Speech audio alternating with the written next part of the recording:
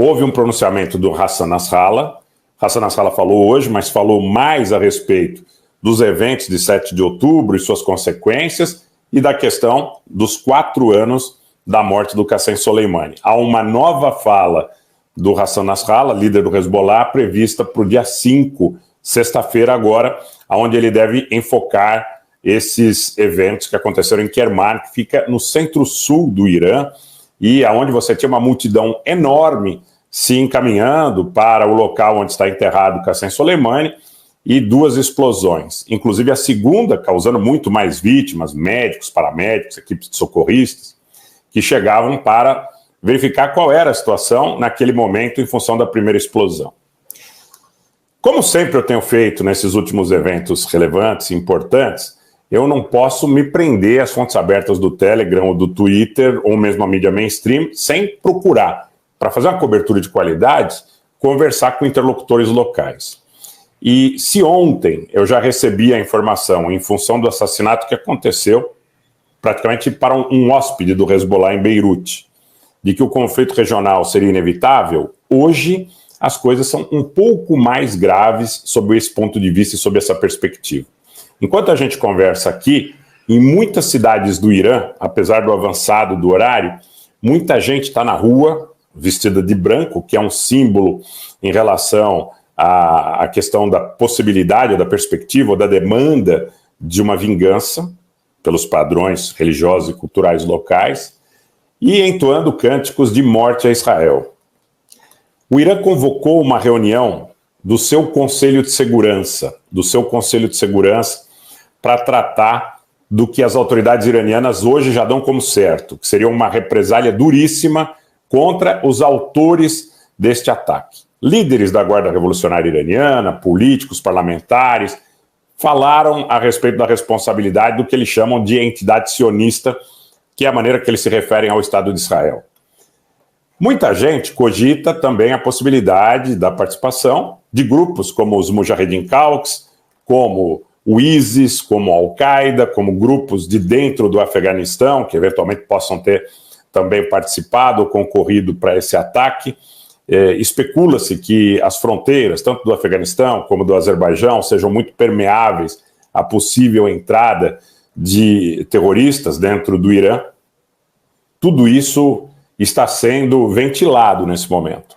Mas a novidade, gente, é que os ataques contra os interesses do Irã, contra os objetivos do Irã, chegaram a um ponto que, na minha visão particular, eu entendo que não cabe outra situação a não ser aos iranianos retaliarem, ainda que isso possa ser uma armadilha para que esse conflito se estenda e que possa Israel contar com o apoio, com o amparo, principalmente dos Estados Unidos e da Grã-Bretanha.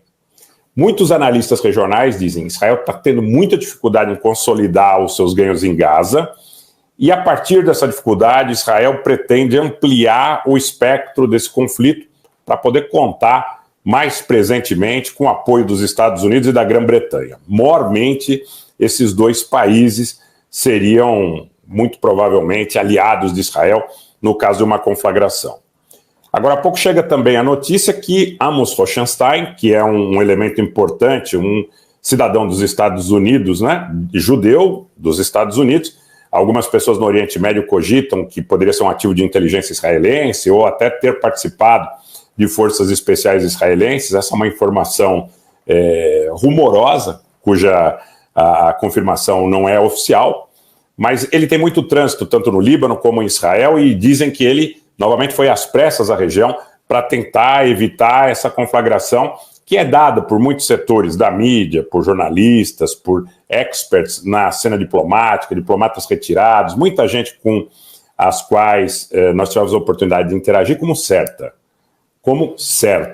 Nós temos a informação nesse momento, já dada praticamente como certa, que é uma questão de timing agora, mas de um timing muito justo, muito restrito. Nas próximas horas, é esperado algo de maior monta na região.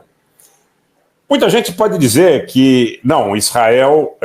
não conseguirá arrastar os iranianos e o Hezbollah para o conflito em função da chamada paciência estratégica do Irã. Ocorre que esses assassinatos que estão acontecendo de forma seletiva contra subúrbios de Beirute ou de Damasco, contra autoridades iranianas ou do Hamas, contra líderes do Hezbollah no sul do Líbano, visando suas residências. Tudo isso cria um cenário que, por mais que haja paciência de Teherã, praticamente compele, praticamente exige de Teherã algum tipo de ação proativa, de cunho dissuasório. Por quê? Porque se não houver essa ação de cunho dissuasório, e aqui é uma análise do Rogério, tá? Eu creio que os ataques seletivos irão escalar, né? A televisão israelense, ela tem dito o seguinte, já há algum tempo,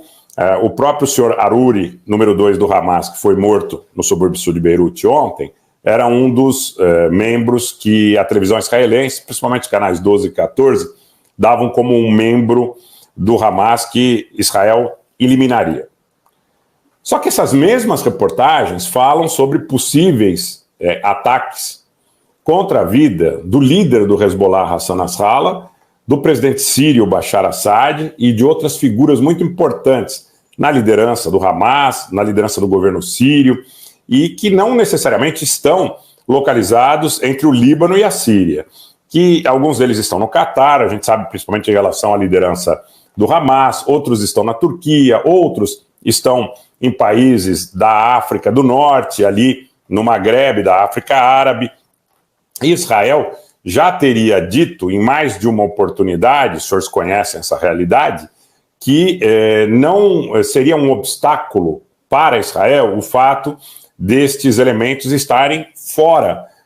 dos países que estão ali contíguos a Israel ou mais diretamente envolvidos nesse conflito. Então, a posição que eu vejo nesse momento, dada a aposta, dado o escalar, dado o perfil dos elementos que estão sendo mortos, e eu não estou aqui entrando na seara da responsabilidade sobre essas explosões em Kerman. As autoridades iranianas falam muito nessa questão, repito, do que eles chamam de entidade sionista, que é a maneira que eles se referem a Israel. Ao meu ver, existem algumas possibilidades outras que estariam vinculadas à própria atuação pretérita do general Soleimani no combate aí a radicais salafistas ou wahhabitas dentro da Síria, no deserto de Palmira, na região de Badia, na região de Deir ez-Zor, a própria contribuição que os iranianos e as milícias aliadas ao Irã deram nas batalhas de Alepo contra esses radicais, também ao governo sírio. Então é possível que você tenha uma conjunção de interesses que eventualmente pode contar, sim, com o interesse do Estado de Israel, mas não é condição sine qua non que seja dessa forma, que envolva aí interesses de grupos, e eu vou usar um pouquinho aqui a interpretação, ligados inclusive à Turquia. Por quê? O presidente Raisi tinha uma visita marcada para Ankara agora, uma visita que já havia sido adiada inúmeras vezes, novamente foi adiada. Me parece que demonstra não só uma situação de emergência interna no Irã, como demonstra de alguma forma, ou sinaliza pelo menos a possibilidade de insatisfação do governo iraniano com as posições da Turquia e de seus aliados. Essa é uma perspectiva que traz, nesse momento, mais um agravante. Muita gente comenta a boca pequena no Oriente Médio que a questão da desestabilização do Irã, que interessa muito a Israel, de alguma forma também interessaria ao governo turco. E que, na melhor das hipóteses, o governo turco não concorreria, se tivesse algum tipo de possibilidade ou de informação, para privilegiar uma ação preventiva de Teherã. E é importante que a gente esteja atento para este aspecto também. A questão fundamental nesse momento é que as provocações, quando você tem assassinatos seletivos, da maneira que nós assistimos nos últimos dias, quando você tem um símbolo com a representatividade do general Qassem Soleimani, que foi morto há 4 anos atrás, na saída do aeroporto internacional de Bagdá, por um drone dos Estados Unidos, por ordem direta do ex-presidente Donald Trump. Então, você tem um ritual anual, que é praticamente um ritual, como se fosse um feriado máximo nacional para muitos xiitas, não apenas dentro do Irã, mas também em muitos lugares no mundo árabe, na Síria, nas regiões de Najaf, Karbala, no Iraque. Os próprios membros do Hezbollah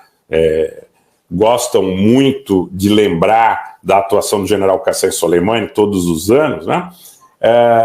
os símbolos, o significado do que está colocado até aqui encaminha toda a perspectiva, toda a leitura para um conflito regional iminente.